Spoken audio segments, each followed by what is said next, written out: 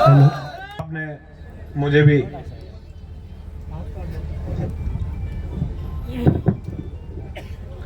प्रतिनिधि नारवा की इस पावन धरा पे आज के इस विशाल कार्यक्रम में मंच पे विराजमान परम आदरणीय एमपी साहब, समस्त जनप्रतिनिधिगण, सामने विराजमान पिता तुल्य बुजुर्गजन, नौजवान साथियों, प्यारे बच्चों, सबसे पहले तो नारवा और आसपास के सभी लोगों का दिल की गहराइयों से धन्यवाद ज्ञापित करता हूं कि आपने बहुत ही विशाल इस कार्यक्रम का आयोजन किया।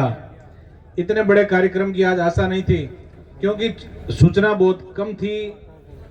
एमपी साहब का अभी सत्ता संकल्प कार्यक्रम पूरे राजस्थान में चल रहा था, लेकिन यहाँ से भी कई जनप्रतिनिधियों के बार बार फोन आ रहे थे कि 2-4 प्रोग्राम उद्घाटन के एमपी साहब के हमारे प्रोग्राम इलाके में रहे तो अच्छा लगे। और आखिर में परसों रात को ही एमपी साहब ने हाँ की कि मैं 4 कार्यक्रम अलग अलग सड़कों के मैं खींवसर विधानसभा में करूंगा।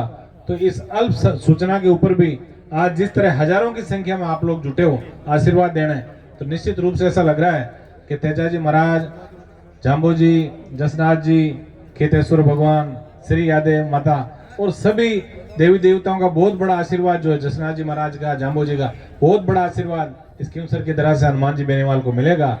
मैं तो इतना ही निवेदन आप सबसे करूंगा कि हनुमान बेनीवाल एक किसान का बेटा जिसने 75 वर्ष देश की आजादी के बाद पहली बार एक सपना देखा कि मैं मेरे समाज के अंतिम छोर में बैठे मेरे भाइयों को, मैं किसान कमेरी कौम के सबसे अंतिम पंक्ति में बैठे व्यक्तियों को सत्ता के शिखर पर मैं लेके जाऊंगा। ऐसा सोचने वाला व्यक्ति, आप बड़े सौभाग्यशाली हैं कि ऐसा जनप्रतिनिधि आपको मिला, क्योंकि जिस खेत की बाढ़ अच्छी होती है, जिस खेत की बाढ़ सुदृढ़ होती है, उस खेत में फसलें भी अच्छी होती है। कोई बाहर का व्यक्ति जो आके नुकसान नहीं कर सकता। आपको बहुत अच्छा जनप्रतिनिधि मिला है। और आप युवा साथियों का, पिछली बार जो चुनाव के कार्यक्रम थे, जब आपने मुझे आशीर्वाद दिया तब थोड़ी बहुत चिंता जरूर थी कि कई बुजुर्गों ने कई एंगल से सोचा, सामने चुनाव लड़ रहे थे, वो भी व्रत थे, कई चीजें सोची।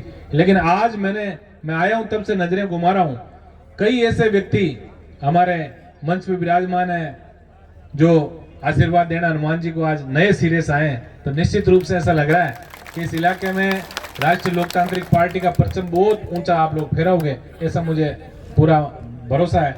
इस सड़क के बारे में बता दूं, सड़कों की जब स्वीकृति आई तो कई बच्चे फेसबुकों में डालते हैं, तो इस सड़क के बारे में थोड़ा सा बता दूं, कई लोगों को ध्यान नहीं है इसका। ये सड़क जिसका आज उद्घाटन होने जा रहा था, हालांकि आचार संहिता लग रही थी, इसलिए इसका लोकार्पण मैंने 12 बजे से पहले आके कर दिया। और मैंने कहा हनुमान जी से आप सब लोगों का मुलाकात जो शाम को कराएंगे। ये सड़क जो है वो जो फड़ौती रोड जो चाउंडिया फांटा है, चाउंडिया फांटा से शुरू होके और ये चाउंडिया, माडपुरा, आचीना, हेसाबा, उसके बाद पांचला सिद्धा के बीच जो हमारे सही जगदीश विष्णु जी का जो स्मारक बना है उसको भी इस रोड से जोड़ेंगे।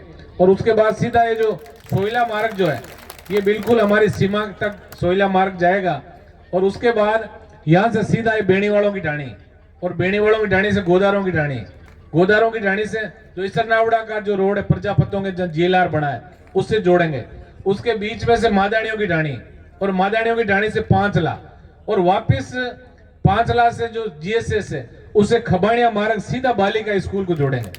फिर वापिस यहाँ आके और यहाँ से नारवा, और नारवा से कांटिया, और कांटिया से जोरडी नाडी होते हुए खींवसर, और जोरडी नाडी से बीच में से रतखुड़िया बेरा होके और दीपजी सरपंच साहब की ट्यूबवेल के पास होकर वापस नारवा। ये 100 किलोमीटर की ऐतिहासिक सड़क का सौगात हनुमान जी बेनीवाल ने आपको दी है।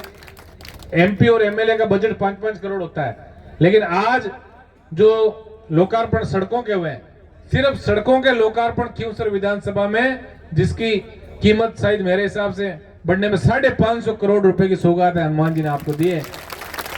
मैं तो इतना ही निवेदन आप सबसे करूंगा, विश्लेषण करने का समय है। और ये सही बात है कि इधर का जो इलाका आप लोग गहराई से विश्लेषण भी करते हो।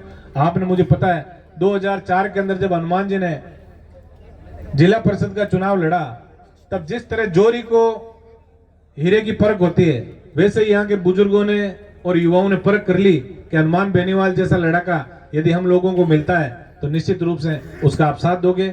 आप 2004 से लेके और आज 19-20 साल का जो लंबा सफर जो हुआ है उसमें हनुमान बेनीवाल जी को मजबूती देने के लिए आप सब राजस्थान के कोने कोने तक जब जहां भी आवश्यकता हुई आप लोग गए।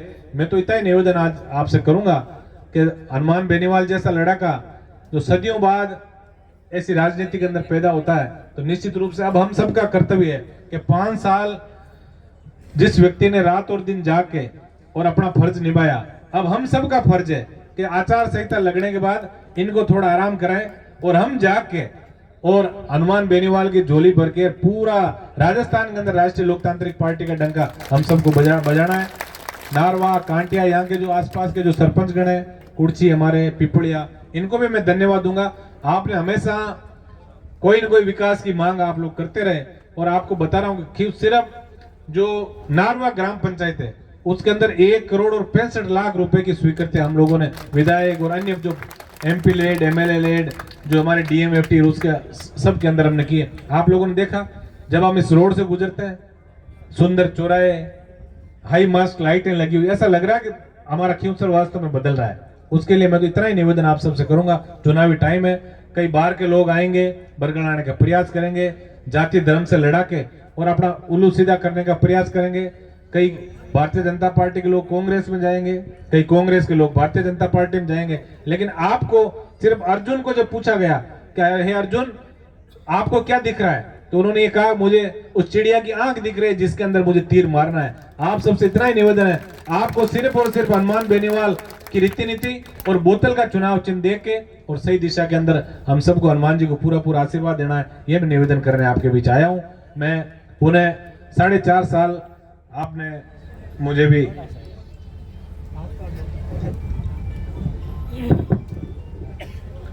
प्रतिनिधित्व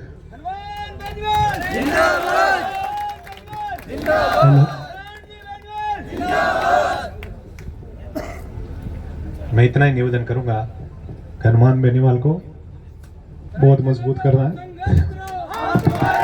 हमारे MLA साहब भावुक हो गए आपका प्यार देख के। एक बार पुनः जोर से कहिए हनुमान बेनीवाल।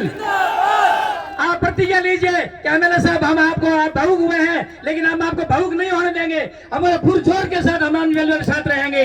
हनुमान बेनीवाल। हमारे बीच में हमारे लाडले विधायक महोदय बहुत हमारे प्रेम को देख